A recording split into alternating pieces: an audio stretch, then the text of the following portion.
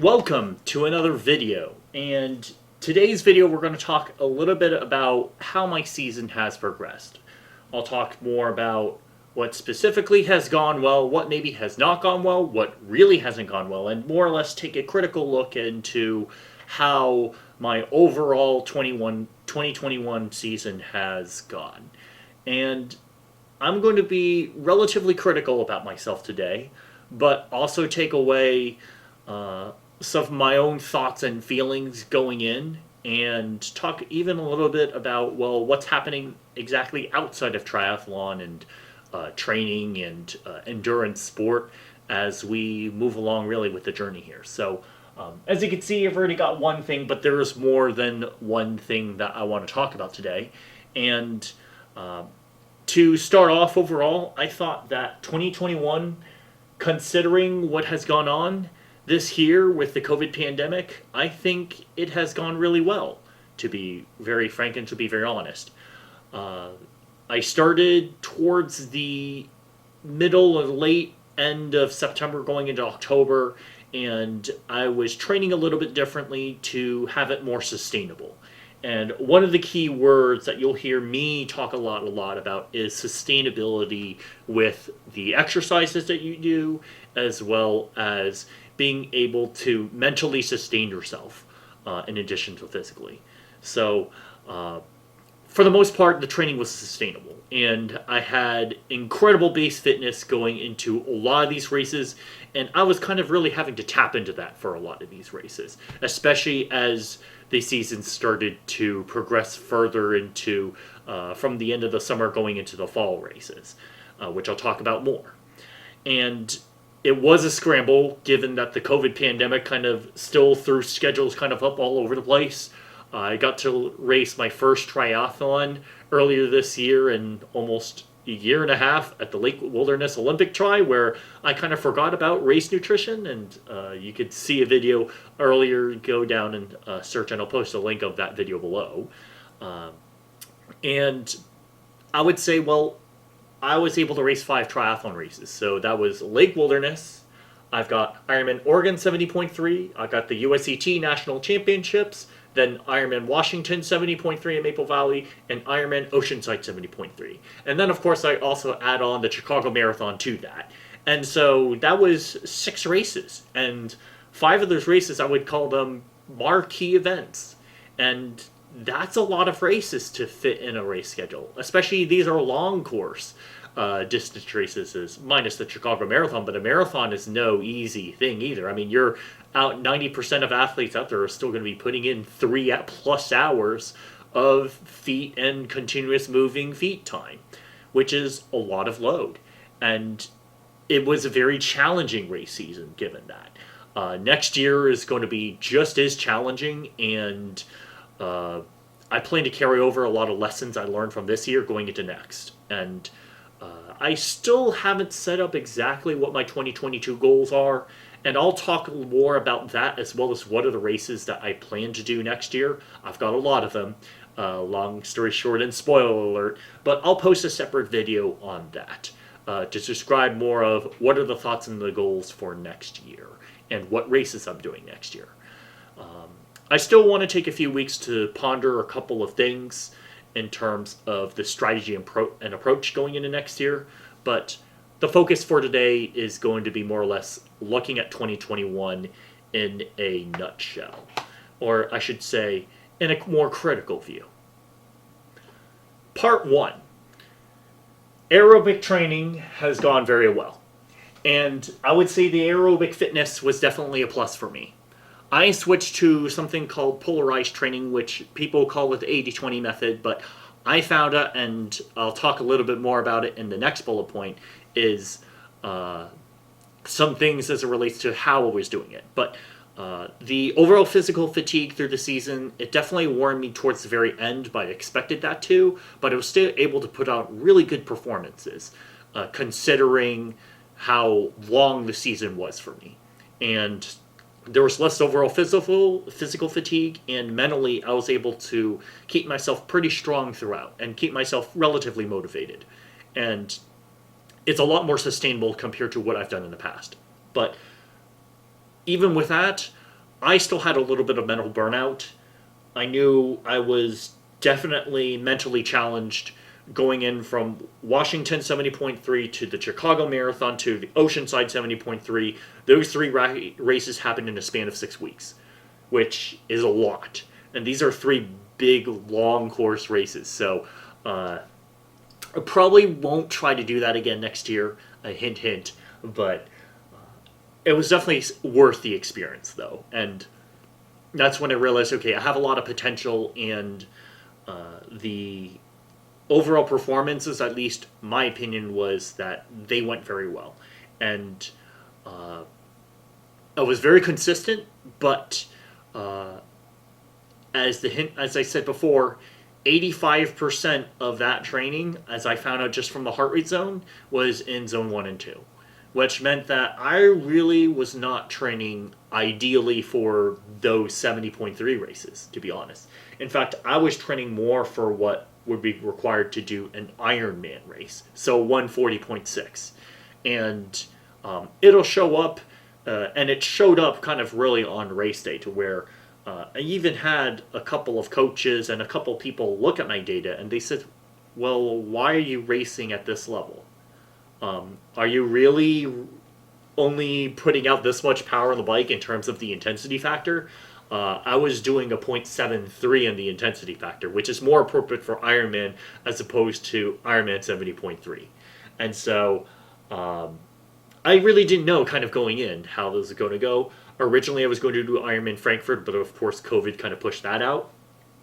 So the race season was kind of pretty much in a scramble for me.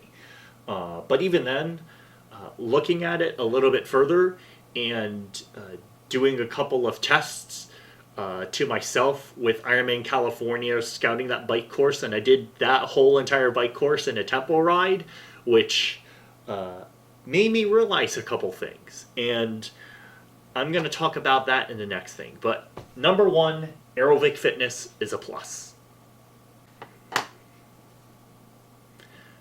Number two, as I'm going to write this through, I'm going to mark this with an orange marker because yellow is going to be hard to see. But number two is that I did not do enough tempo and sweet spot. As I had mentioned previously, with tempo and sweet spot, this is where I really should more or less be racing at in 70.3s. The IF factory and training peaks, for those that are training peaks nerds, should have been around 0.81 to 0.83.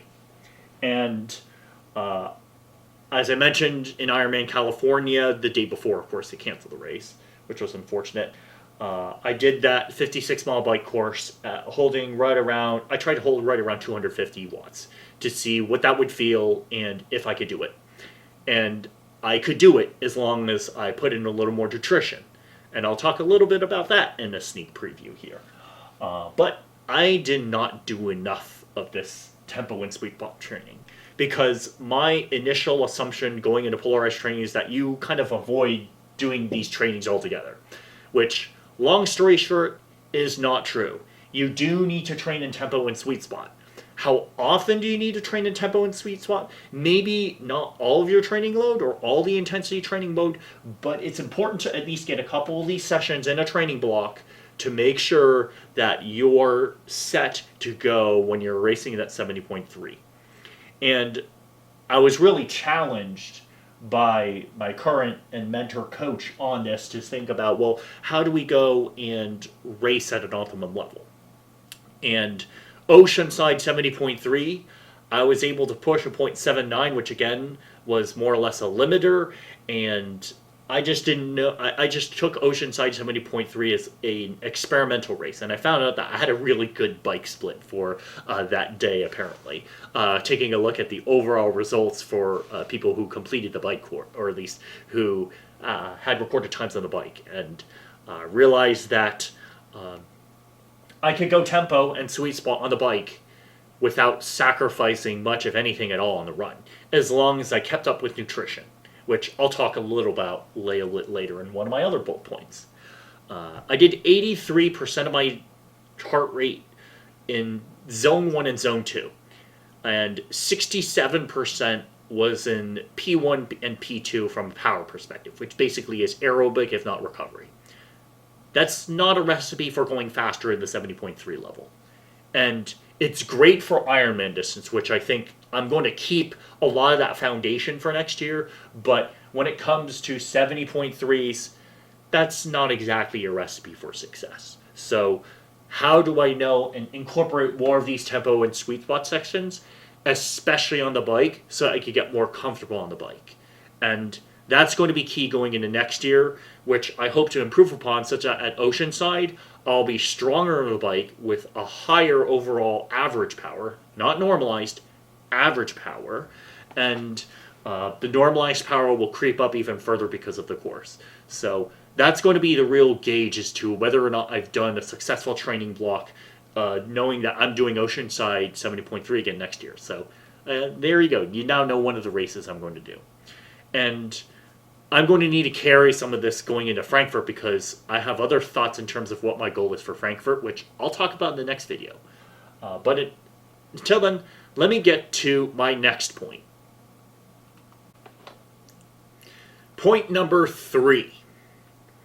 Strength training was non-existent. Like, literally non-existent here. And what I mean by that is I had one strength session all of last year. That's right, you heard me. I had one 30-minute session all of last year in the weight room. And I did the weight room just right before Thanksgiving, realizing that, holy cow, what have I missed? And yeah, that's a huge area of opportunity here. So what I'm going to start doing is I'm going to exchange some of my pool sessions. I'm going to shorten some of my pool recovery sessions, make it just pure recovery, rather than having mini sets in them, which I had been doing. And I'm going to put in 30 minutes of strength training a minimum per week, if not 2 strength training sessions a week. And this is just an overall area to where, 1, I could get stronger, 2, I can prevent injury, and 3, it conditions me to be able to be hardier when the things get going and going tough. So I'll keep it at that. Strength training was lacking, and I still had great results without it, but imagine if I had some strength training. Yeah. There's opportunity here. Number 4, swimming. For those that don't know me already, I love swimming. Well, that's because I come from a swimming background. But I'm going to mark this as an orange here is because I swam too much. One may say from a volume perspective, no, you did just fine in terms of the yardage. But I swam 6, if not every single day of the week. And that definitely took a whole toll on my hair. You don't see it right now, but believe me, when the hair was a little bit longer, yeah, there was definitely the chlorine damage on there. And that was not a good thing. And then now I'm actually having to use some conditioner, which is something I've never done before. But that's part of what happens when you swim literally every day at a YMCA pool, which is definitely stronger on the chlorine level. It led to great swim performances, which I think was positive. Absolutely positive. I had a 28.5-minute swim at Ironman Washington 70.3, which led to me to qualify for Worlds, which helped me set up for the bike and the run. And that, I have to say, Washington 70.3, still, I look back at it just say, aside from the transitions were a touch slow, I mean, this was as good of an executed race as I could. Although, again, as before, I didn't really train enough tempo and sweet spot, but I was able to qualify for Worlds. So there was still a ton of opportunity, and I got myself to a level to where I can compete for championships. But I need to focus more on quality yardage rather than junk yardage, which is why I say too much. I would say almost half of the yards was just pure recovery, which I would say was still too much yardage. Now, I still love to swim, and you could still get some aerobic base from it, but in reality, I need to be putting more time on the bike and the run, and strength training, right? Strength training is the area where I'm gonna shift the yardage from the swimming over to strength training, at least 30 minutes each week. So I'm probably going to cut out one swim session. So rather than swimming every single day, I'm probably going to swim 5 days of the week. It may be 6 days, but that day where I do the strength training is going to result in a much easier warm down swim, probably not even 1,000 yards. Because I know swim is a lot based on feel, and I'm going to focus more on technique as opposed to pure power, although you still need some of it. I think that more focused yards in the fewer sessions that I can do when exchanging time to strength will benefit me more than just simply doing more yards in the pool at this point. It's how you swim, not exactly how much you swim. And again, my hair will thank me for that, but I think my overall body will also thank me for it as well, in terms of being able to perform on race day.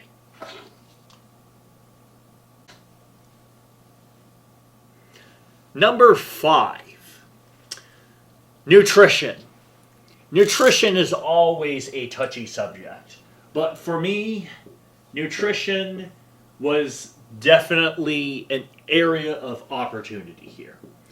And the reason why I say that is, remember how I mentioned I was not training enough in tempo and sweet spot here. I was training to utilize fat as an energy source. And I still want to carry that through. But when it comes to 70.3 racing or Olympic distance racing, you're going to be working harder than just only burning fat. Your body is also going to burn carbohydrate, especially in warmer races or even colder races. When you start putting in more effort, your body is going to start using some carbohydrate in addition to fat. And because of that, and thinking about what people are saying about how I need to go and perform in 70.3 races where I could have gone harder, that's all based on how much nutrition I'm getting in. And so I need to increase the amount of nutrition that I'm putting on, especially on the bike, and even before the run, so that I can have a more holistic approach to the race itself in terms of overall nutritional needs. And even over the past couple of days where I was thinking about maybe I could do some of these easier runs fasted, I'm finding out that my body just simply needs nutrition. And I can't just simply skip a few meals here and there. Where there were some times where I just said, well, I want to practice making sure my body only burns fat, but I ended up hurting myself more than I was helping myself with those fasted sessions, because the body is going to need some nutrition, and as you start putting out more power, as you start getting a little bit faster, your body is going to consume whatever it can.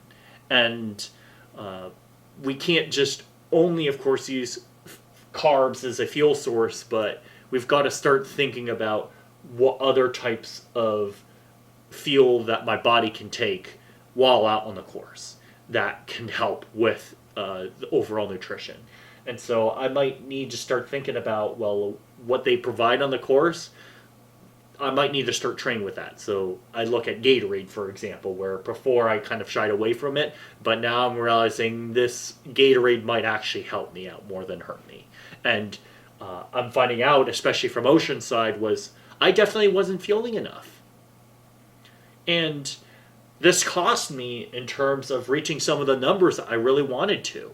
And I was not really training for putting a ton of fuel in my body.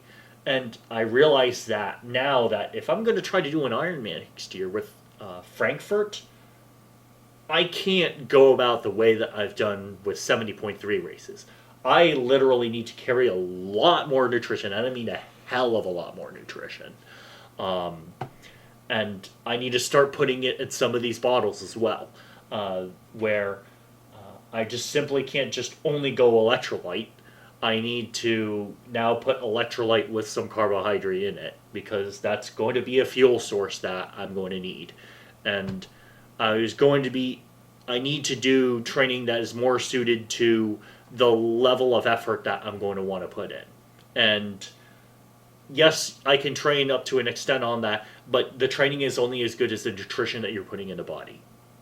So this is definitely an area of massive opportunity for me coming into next year, and I need to start experimenting with putting some carbohydrate, especially my cis energy gels, as part of the fuel source. All right, number 6 here.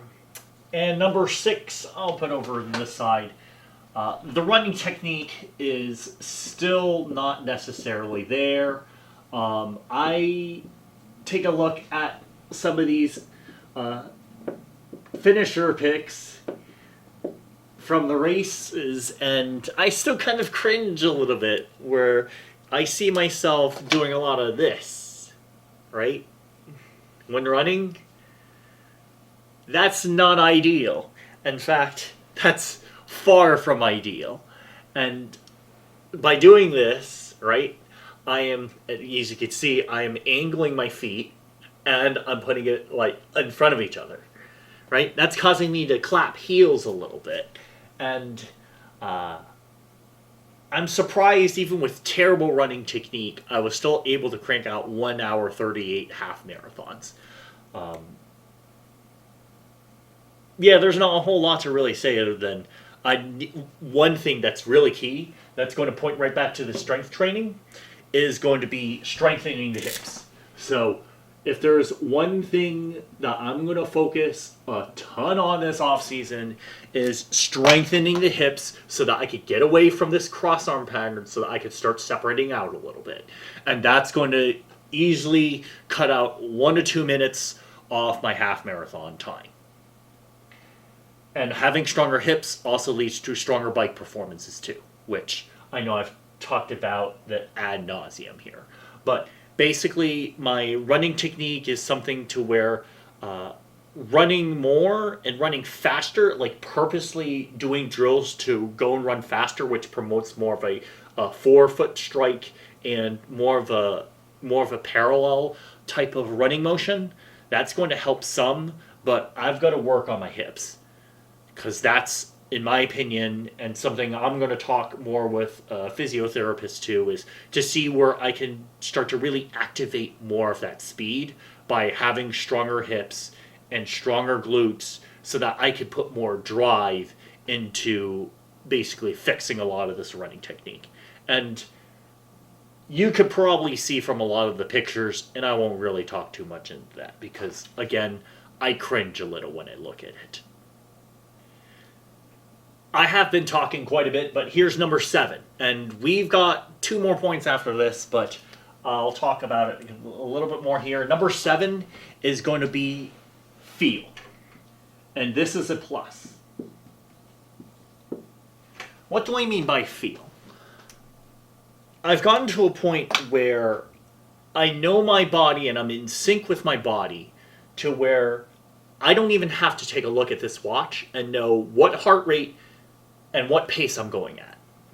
Now, I think a lot of this was attributed to doing a ton of training in aerobic fitness, but a lot of that also carried over into some of the other speeds. Like, I knew when I was going comfortably hard, this was marathon pace for me, or this was half marathon pace for me. How can I feel, okay, when I'm feeling a certain level of effort, 8 out of 10, this is the heart rate I'm roughly at, and roughly what is the speed? And it helped me to gauge how much more could I push, or did I need to back off before I run into trouble. And so by having that feel, it's really cool to be able to know spot on, without looking at the watch, what exactly I am. And I even scared some runners to be like, yeah, I'm running at about 8:15 pace, heart rate 144, go and take a look at the watch. And then they look at, they're just like, what the heck, Joe? Like, how are you so spot on with this? It's because a lot of this aerobic fitness that carried over allowed me to develop a feel. And that was really more or less is what I was training on this year, was to train how to feel my body such that I am in sync that I actually stopped listening to music altogether, and I just started thinking about how is my body responding. And it translated to the race course to where there were times where I realized, oh yeah, I could push a little bit more. Or at times where I said, well, okay, I need to back off a little bit because I know this is not sustainable. Even though I was feeling good, but I knew my body right away, I was going at a certain pace, which I knew that it was coming to come to bite me. And Oceanside 70.3 was a perfect example of that. And again, it helped me on race day so much to understand the feel of my body. Also, the feel was not just on the body in terms of the run, but also on the bike. I could tell, all right, this is the cadence, this is the amount of effort I'm putting into the pedals, this is the power that I'm outputting. And even to the swim, I said, all right, when I know the certain cadence, when I know the certain arm length and the turnover, and this is the pace that I'm going at. And I really dialed into race pace strategy in the swim by understanding what it feels like in the water. And so that carried through, which was really beneficial and really helped me on race day. And I'm going to continue to try to be in tune with my body, especially as we start going into more of these tempo and speed spots. I need to understand and ingrain these more into my muscle memory so that I know that I can be in that uncomfortable zone for a longer period of time so that it becomes more natural and comfortable for me.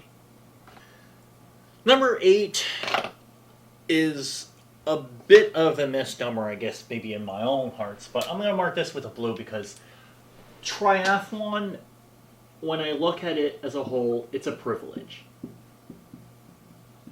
And the reason why I say it's a privilege is because we're in a pandemic still. And I've been able to get 6 races in this year. All right?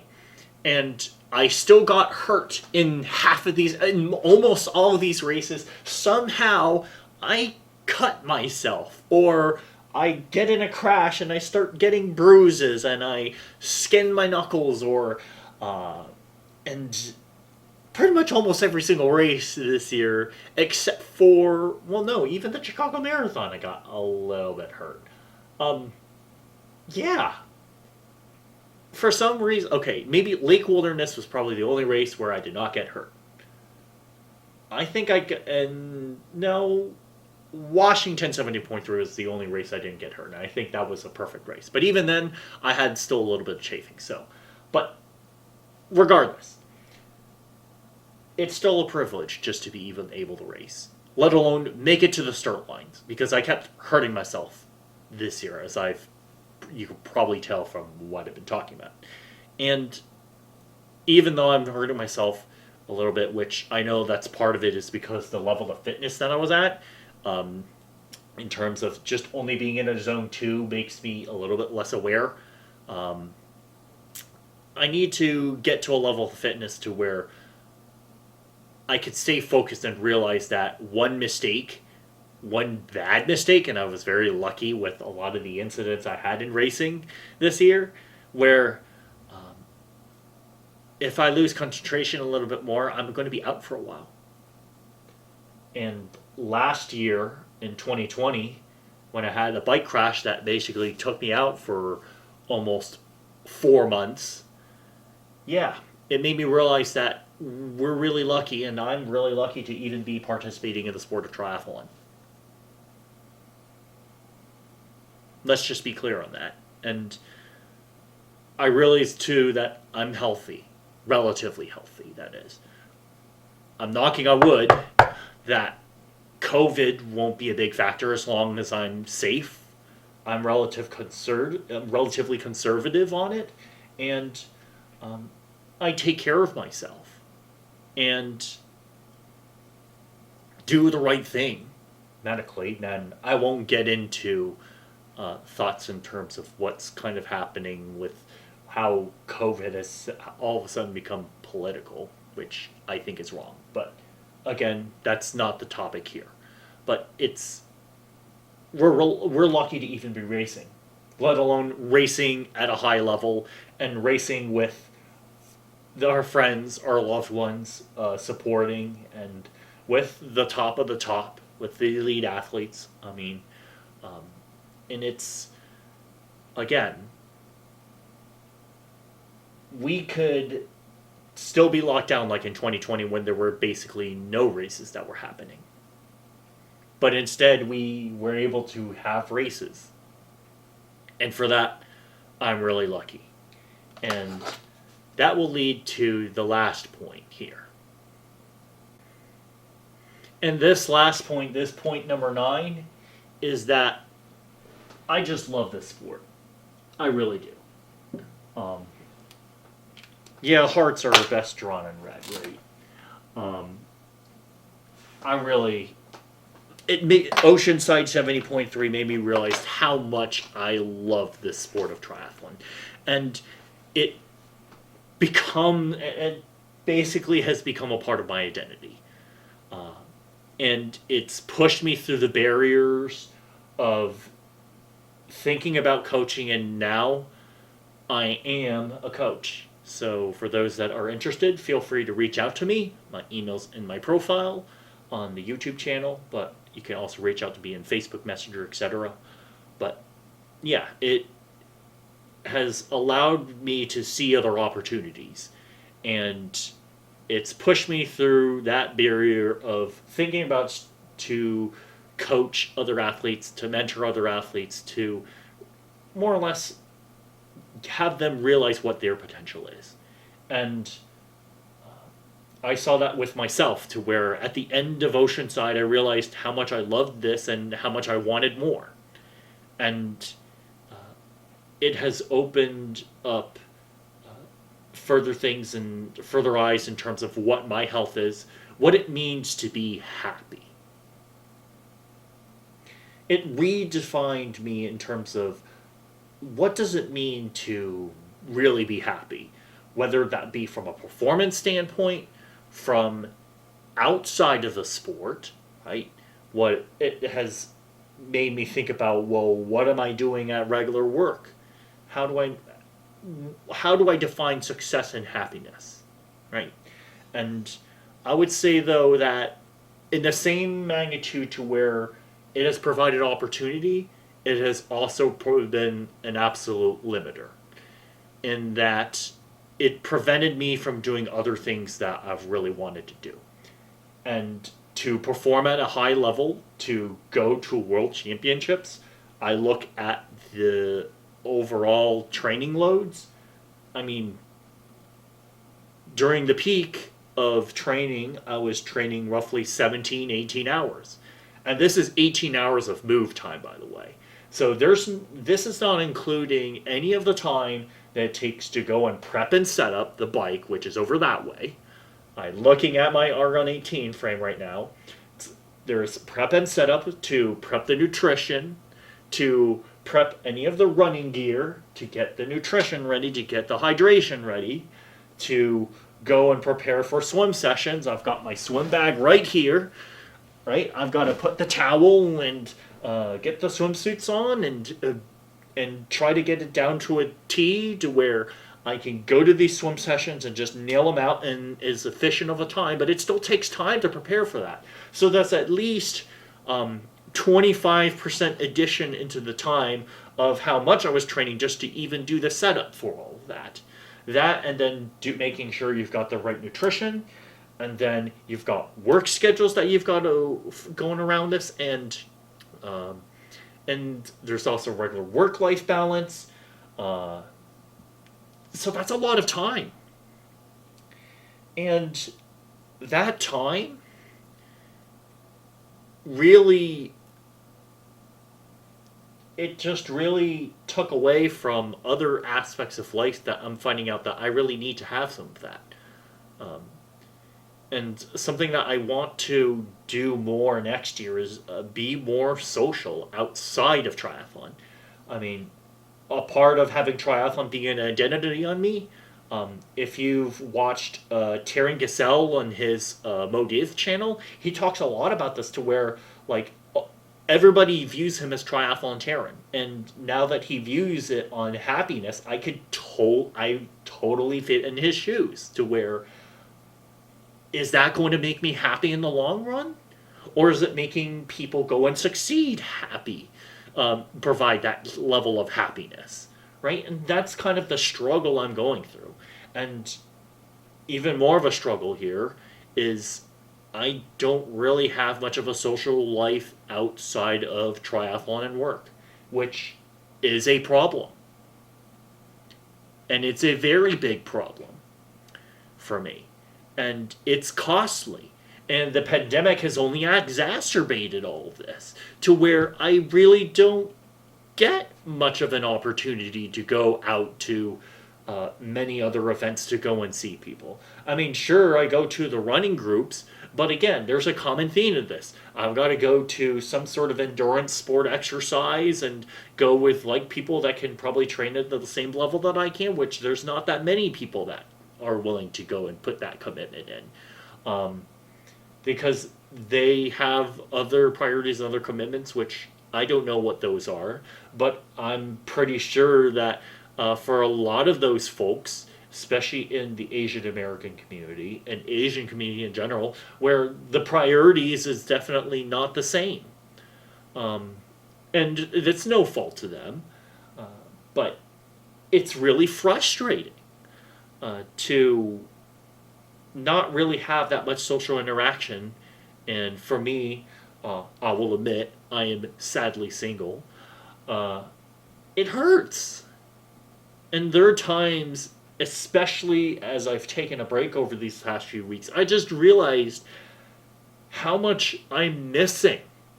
I'm just missing, even though I write this as a positive here, I'm missing, right, some of this other stuff that I could also be engaging with, that I know I could have a more social interaction with some of my other friends that have zero interest in triathlon, but they're still really good friends, and I haven't really talked to them that much.